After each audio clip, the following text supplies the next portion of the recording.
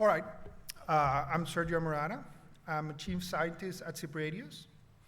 We make equipment, software, and environments for professional streaming. Today, I'm going to talk about how to secure your content. But to be clear, this is not a talk about DRM. Just wait and see, right?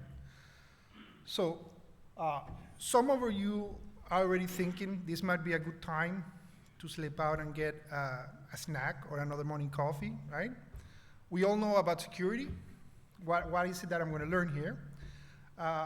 We always check that we have AES encryptions in our networks. We use RIS or SRT. One of them even has the word secure in the name, right? We have our material wrapped in an industry standard DRM. We're good, move on, right? Our content is secure. We've done it.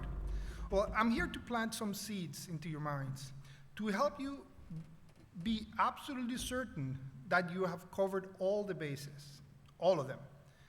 Because any security weak spot renders the whole network open to the bad guys. Okay? So let me start by explaining that the chances are you do need to take another look and to take another think about security. The World Economic Forum in Davos at the beginning of each year, it is not just a break in the snow for billionaires, right? Some serious stuff gets discussed there. Last year, there was a report, right? A presentation on the outlook of global security. And that report found that the number of organizations with a minimum level of cyber resilience decreased by 30%. So I'll state this again, 30% fewer businesses and organizations have even a minimum level of security compared to the year before. That's how bad it has gone, right? Now that figure, that 30%, is a little bit skewed because it's really an average of a more complex curve, right? The largest organizations are doing really, really well in cyber resilience. You know, they have the personnel, they have the budget, so they spend the money to keep everything secure. But the small and medium organizations, enterprises, are getting much, much worse. Perhaps in a tough economic climate, you have to focus all your resources on getting the product out the door. And, you know, just a thought here, but most medium businesses are small and medium in this environment. And even the large one depends on these businesses that now, you know, are much worse at securing their infrastructure and their products. So why should we care about security? I mean, you know the usual suspects. First, you probably paid a lot of money for the intellectual property, rights for the content, and you really do not want anyone pirating or stealing your revenue. It might be a work in progress that you want to keep on the wraps until the movie or series is ready to be released. It might be a live sports, and you only have clearance to show in a specific territory, right? So you don't want your content leaking, and you know, the people who own the rights in those other territories will be angry and send the lawyers after you. But piracy is only one of the problems, right? There's also cyber terrorists about, and they might want to hold you for extortion. Imagine, you know, sitting in a control room as the final seconds ticks down to the Super Bowl or the Olympic 100 meters final, or the Soccer World Cup, and suddenly, just like in a sci-fi movie, you know, all the screens in front of you show a man in a mask suggesting, you know, give me $1 million in crypto and you'll be back on air. It's not that far-fetched nowadays to think that could happen. Worse, imagine a bad actor, terrorist group, or an unfriendly nation replacing your content with a stream of their own, where they push propaganda to your audience, right? That's bad for your reputation, and it may well, you know, get you an uncomfortable meeting with a government institution yourself.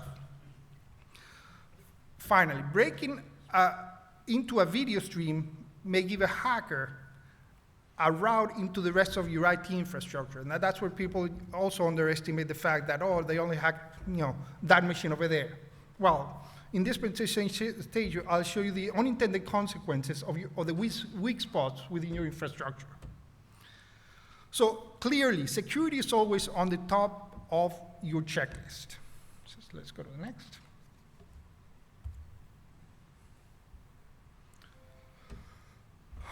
So think end-to-end. When running your security audit, when thinking about security in your infrastructure, you have to think about all the points in the chain that handle the video stream, right? Some will be physical devices, some virtual, some literally in your hand. Many are remote and in a telco or in a cloud domain somewhere, right? Are you absolutely certain that all those devices are secure that handle your content? How are you assured that they are secure? If you do not have certainty, how can you design around points of risk, right? Because we not always have control over every single point where the signal goes through. So when we are talking about video streams over IP circuits, every object in the signal path, routers, encoders, servers, they all have their own OS nowadays. They're all running some form of OS. And that OS itself might be vulnerable. The OS of a router, we've seen headline news in the last few weeks where routers have been hacked left and right and used to perform DOS attacks. So some encoders, for instance, I'm not going to name names, but they store passwords in the clear inside the encoder that you think might be an innocent oversight. But some of those encoders also have backdoors for maintenance and updates or upgrades, which allow root access. If those backdoors are exploited and a bad actor gets into those devices, now they have access to a password that you put in there. And they can use that password to get into other devices that are truly secure, because typically that's what people do with the passwords. All right? That's password. You probably know what I'm going to say here, right? We all do it. When we're in a situation where we're managing a whole bunch of encoders, decoders, a workflow in general, we use the same password on multiple devices, because it's easier just to remember one thing. Even if that thing is a very complex password that we put in, nobody will hack it, nobody will get this password, I'm going to put it really hard, but then you use it on 10, 20 devices in your infrastructure. Well, I would say, as we have seen, there may be a simple way for them to get your password by hacking into these weak spots, into this encoder that you bought from China because it was cheap, you needed it, you put it in place. There's a backdoor and your password is in the clear, stored on it because you gave it to it when you configured it and made it secure. Now they have the password, and they use that password to log into all your other devices and compromise your entire network.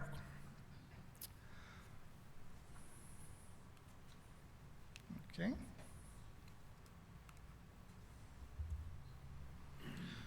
So let's talk about physical security.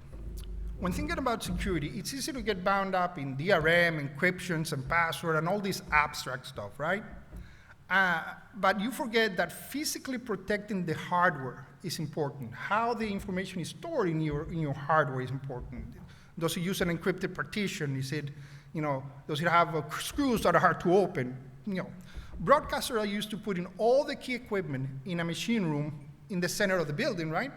Behind multiple card readers and identity checks and doors with buttons and locks, etc.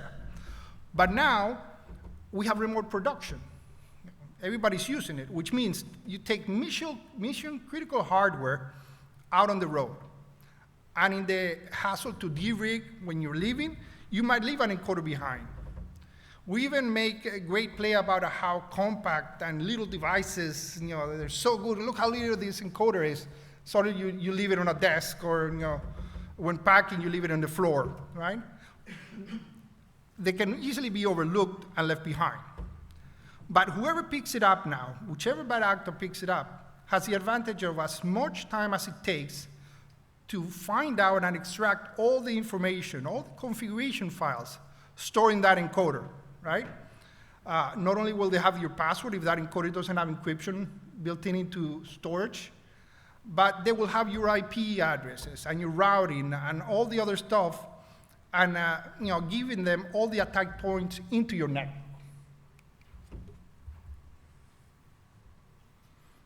Let's talk about virtual machines, right? They're used, in previous presentations, talk about AWS, which is all virtual machines. It's tempting to think that virtual machines are likely to be secure, right? Somebody else is taking care of the problem. But if you take anything away from this talk, is to check and double check everything. Virtual machines are often built on Linux distros, like Ubuntu. That's a very popular distro that people spin up when they want to put a virtual machine somewhere. This is open source software, right? There's not one point to turn for assurances into the security of that virtual machine. They give it to you, it's free, it's easy to use, but it's up to you to keep it secure. How do you keep it secure? There's no guarantee that there's even no guarantee that the hardware running your virtual machine, right, that also has an OS. It could be another Linux distro, or it could be something else. But how do you know that OS that's running your virtual machine has been patched with all the latest vulnerability have been identified and protected against? You don't know that. Don't even get me started if you're using Windows. That's just an accident waiting to happen, and some people do it because they have no choice, right? Let's talk a little bit about SSH. SSH is one of those protocols that people say, oh, it's been around for 20 years, it's secure, it's unhackable. Great, it even has the word secure in the name, right, to log into the servers. But the question is, are your SSH servers properly configured? Because it's very flexible. It allows relay, it allows this, it allows that.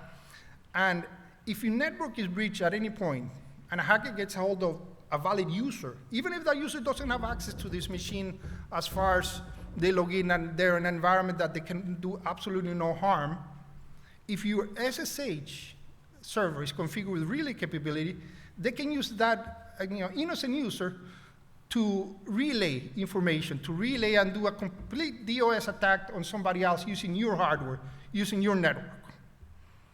So this might not be targeted at you, but they're using your infrastructure, which will cost you money, and it will impact the performance of all the other services, just with a misconfigured SSH server on your Linux devices. Let's talk about control now. Right? This is another set of ancillary data alongside the primary streams. Whenever you do any type of video streaming, video transport, there's stuff that goes with it, right? Remote production, for example, brings with it the possibility of remote controlling equipment, right? And as more and more devices are software-driven, they also need to be connected for upgrades, licensing, and other information. These devices that you just say, oh, no, that's just PTC camera, that's a controller for the camera, or that's the sound console, don't worry about that. But imagine if you're minutes away from the headline act at a music festival, and your SSL audio desk is completely reconfigured by a hacker. Or the PTC cameras on stage are suddenly all locked onto the lighting grid.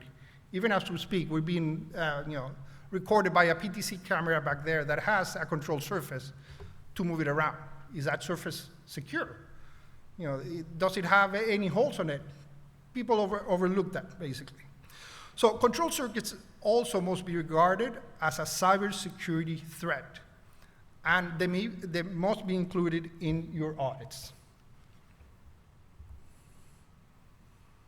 So here comes the fun part, OS risk, right? And I'm going to make it sort of like a revolutionary suggestion here.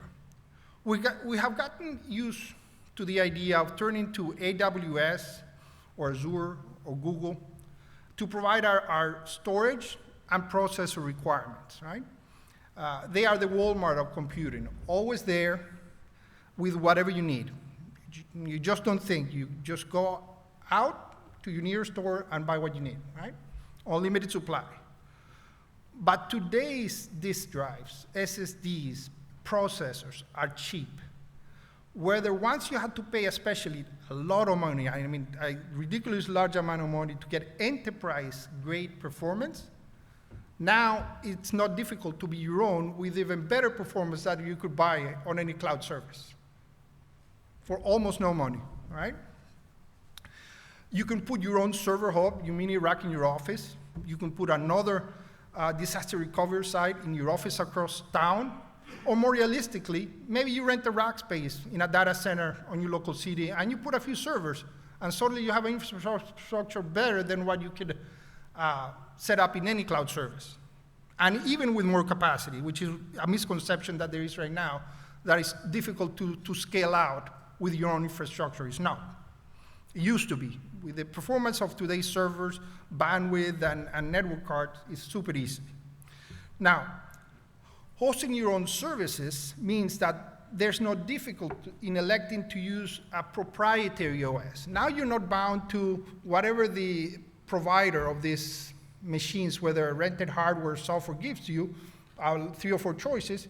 You can put whatever OS you want, even if it's a custom OS that you built or you customize or you harden with your team. You grab a Linux system, you harden it, you make it your own, call it proprietary, my OS, and then you use that all throughout your infrastructure. That has a lot of benefits, because then you can incorporate it into that same OS and that private infrastructure as a specialty service for communications, rather than use Zoom or Teams. Now you're not delegated that to somebody else. You can put it also in your infrastructure. And then you can do a performance tuning in that OS, so that it does what you need it to do for media and nothing else. You don't need the printer subsystem. You don't need all this other stuff that is in the OSs. Now you're going to say, yes, but surely you need a CDN to manage delivery to a large number of users, right? How can you do all your delivery to thousands or hundreds of thousands of users without a CDN? Actually, smart design and existing technology will let you deliver without a traditional CDN. CDNs were created when the only method of delivery of transport, of media transport, was TCP-based, right? Starting with photos, starting with a web page and some videos. It was all TCP-based, and TCP-based is congestion-prone. So you need to be really close to the edges, and CDN said, don't worry, I'll put an infrastructure all over the planet, you pay me, I'll replicate the content to all the places so that everybody has a great experience. In today's world, where we have UDP and different types of error correction protocol on top of UDP, or different protocols like QUIC, WebRTC, all UDP-based, all with error recovery, you can create a scalable infrastructure with 3 nodes all across the planet. You don't need to have hundreds of nodes like the traditional CDNs they want you to believe that you need.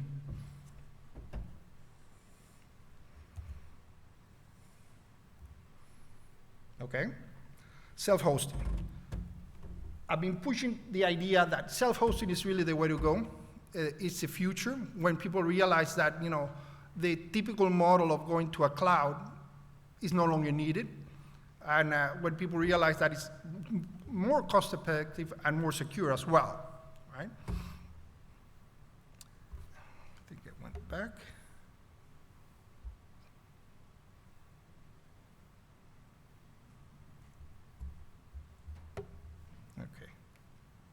So I'm going to talk about now a couple of use cases where all these security hints, these security concerns were addressed with a particular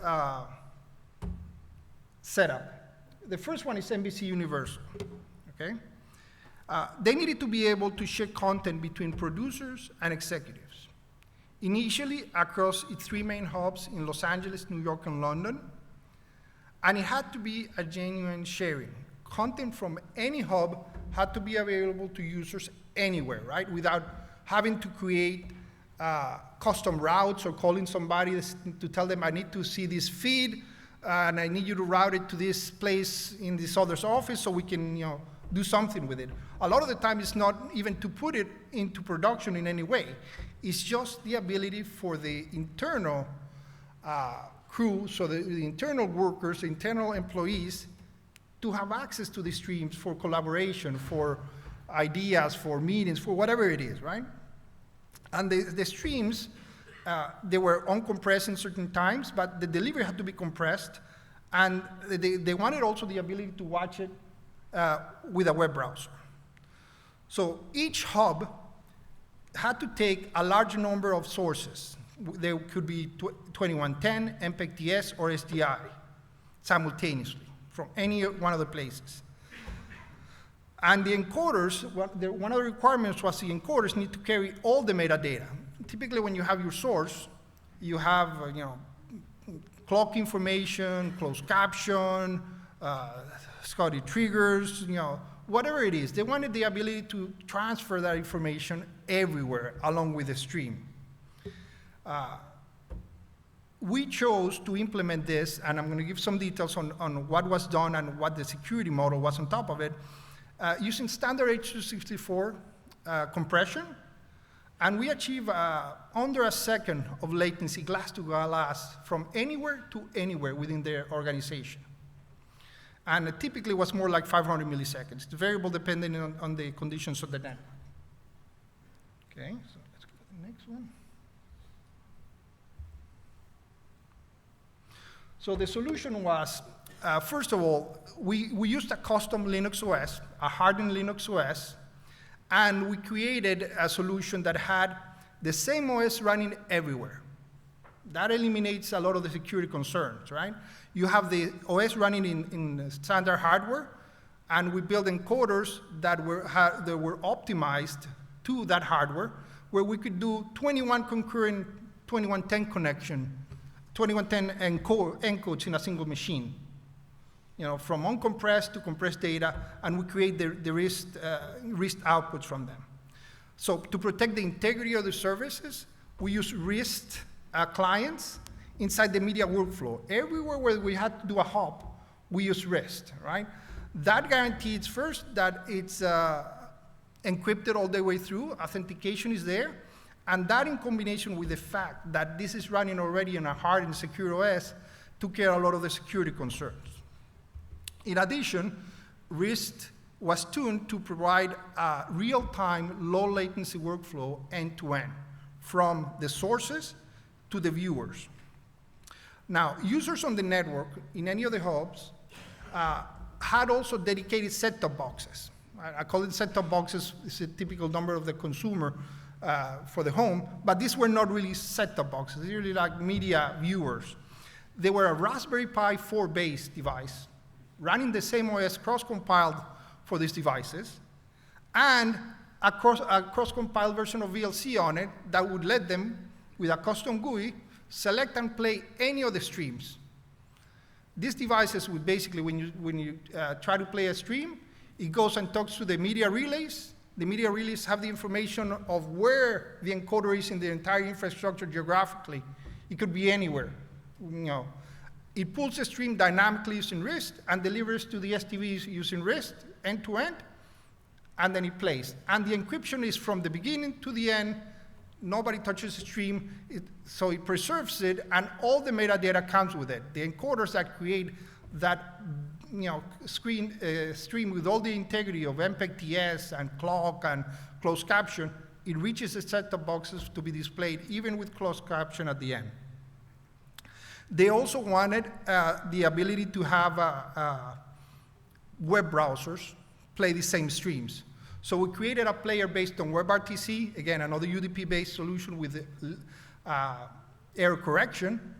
Now, for those that don't know WebRTC versus RIST, the biggest difference is that WebRTC is for a web browsing base. There's no guarantee broadcast compliance as far as the frame rate. It's just, it's going to display the frame the best it can. And the packet recovery that it does is different than RIST. It basically drops frame whenever there's corruption or there's some loss. So we created also a web base. You can see here the bottom image. That's a set-top box user interface on the left.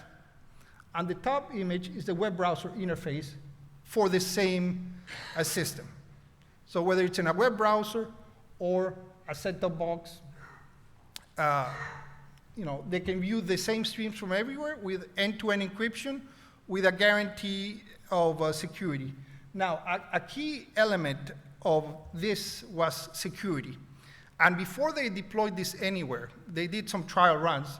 We had to go through 2 security audits, each of them 6 months. The first 6 months was with 2 external security firms that they went ahead and looked at the OS. They even looked at the hardware we were using for playback and for encoding.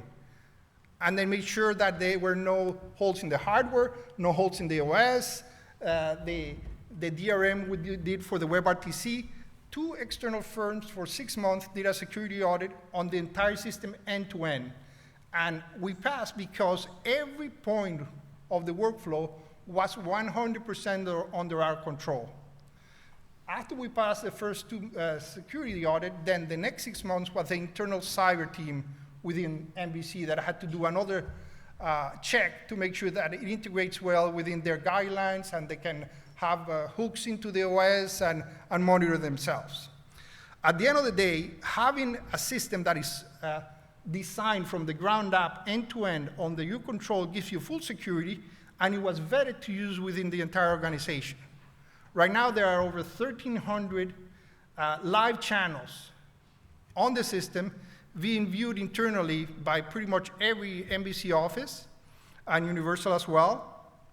There's about 4,000 of the set-top boxes, 24/7 on TVs everywhere, playing, and over 15,000 simultaneous users on the web interface, watching, as you know, NBC Universal is almost like a small city. It's about 100,000 employees or more globally. So the system is scalable and is real time, and it gives you all the benefits, but it requires a paradigm shift. It requires letting go of the assumptions that things have to be done a certain way for them to be secure or scalable. Okay, the other use case I want to mention is the Super Bowl, right? It was Fox turn to host the Super Bowl this year, and it did not stand on its coverage, over 165 plus cameras around the stadium. Given this visual feast, right, it's easy to forget the sound, right? There are a lot of different commentaries required during the game. Its local station wants to give their unique flavor to the day, international broadcast coverage, different languages, more commentaries that could be accommodated in the usual pitch side position, right? So the solution was to provide, for the next slide, I was there. I had to wait until the game was over. If I had released this before, I would have been kicked out. Security is super tight when you're there.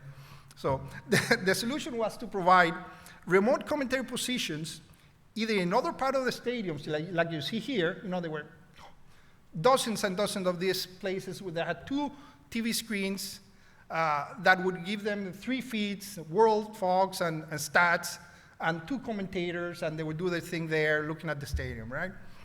And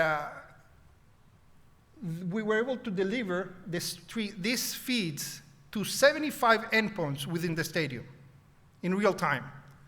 We added about 600 milliseconds of latency on our transmission from when we got the feeds to all the distribution points. But they were used, this is the second year we've done it, they were used in all the international commentator spots. They were used on the VIP booth. I didn't get a chance to visit any of those, unfortunately. Would have loved to have seen that. And in the NFL compound as well, within the trailers and the places where they were running the show.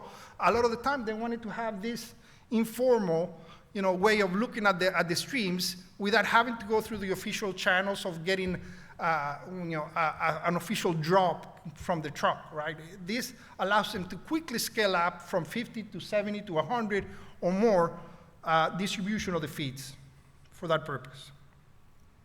And again, this was all done with the same system, Raspberry Pis, AES-256-bit encryption, custom hardened OS, and an end-to-end audited system that had already passed all the tests, and we have all the certificates, which is key, security. Anybody can transmit these channels. In the past, they were doing it with coax cables, before that's how they're taking it to each TV, a coax cable, and even then it was not secure because that was unencrypted transmission. This gives you full encryption end-to-end. Okay, so I hope I've gotten over the key message, which is, security is really, really important in video streaming, but not just DRM. Everything that sits around it, all the transmission endpoints, all the hardware, all the software, the OS. People overlook the OS. It's one of the most critical aspects of your entire infrastructure. So that link will take you to sort of like an informal questionnaire of what to think about, or what are the questions you need to ask your team that have to do with security. I'm not going to read them just for completion. Are you certain that the architecture, routing, hosting, and operating system are the most appropriate for this particular stream? Right? Are all the points that your stream will pass through secured? At which point will the streams be decrypted? Why and how will it be secure on those places where your stream is encrypted? Is every device in the chain equally secure, or do some have backdoors access, OS holes? Get to know your vendors, not just put them because they tell you it's fine. Can you be certain that every device is running the latest version of the software with the most up-to-date security patches? And I'm going to elaborate on this one a little bit. I missed that elaboration before. In today's world, an OS is no longer what it was 20 years ago when they gave you a device and they gave you the firmware of a device. You know what that device security holes are, and you know what defects, and then you can upgrade to the latest firmware with a list of changes. Very simple, right? They fix this, they fix that, like they do in BIOS nowadays in computers. OSs are not that way. Versioning is no longer done at the OS level. It's at the individual packet level. So you might have a version of an OS, and you run a few commands, suddenly you think it's secure because it updated 100, but there's another 50 packages that weren't updated, or the update came the day after. You don't know anymore what version of each package, or you don't have the visibility, the ease of use of the old days of firmware. When you build your own custom OS, that's no longer the case, because you can create upgrades of the entire OS with exact versions of every package, and you control what gets pushed each time.